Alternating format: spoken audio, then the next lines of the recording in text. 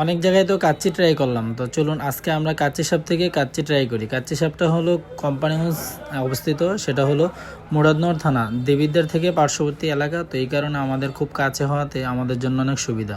তো চলে গেলাম কাচ্চি সাপে। তো যাওয়ার পর তাদের ভিতরের মানে ডেকোরেশনটা অনেক সুন্দর ছিল, বসার প্লেসগুলো অনেক বড় বড় ছিল, যে একসাথে ইচ্ছা করলে 6 জন 8 জন 12 জন মানে যতজন ইচ্ছা বসতে পারবো। তো এখানে কাচ্চির প্রাইসটাও রিজনেবল ছিল, কিন্তু ওয়াশরুমে একটা মিরর দেয় নেই, এই কারণে আরও ছবি টবি তুলতে পারে না অনেকে, এটা একটা বাজে দিক।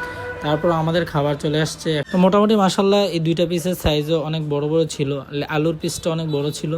আর বন্ধু রাসেল বলতেছে ওকে ওকে অনেক স্বাদ অনেক স্বাদ, কিন্তু সে এখনো ভালো করে খায় নাই, জাস্ট একটা লোকমা দিছে, দিয়া বলতেছে অনেক স্বাদ হয়েছে। বড় ভাই খাবারের কি অবস্থা বড় ভাই? খাবার ঠিক আছে, কিন্তু এই মাংসটা মনে হয় আলাদা রান্না করছে, ঠিক না? ঝোল ঝোল লাগতেছে, এরকম মনে হইতেছে।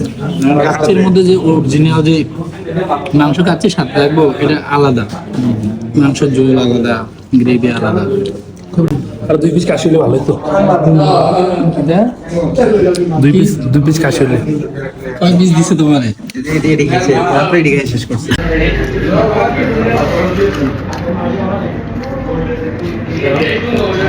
রাসেল তুই আর যে করেছ এটা মিস করিস না, সবচাইতে জোর করে ল খা।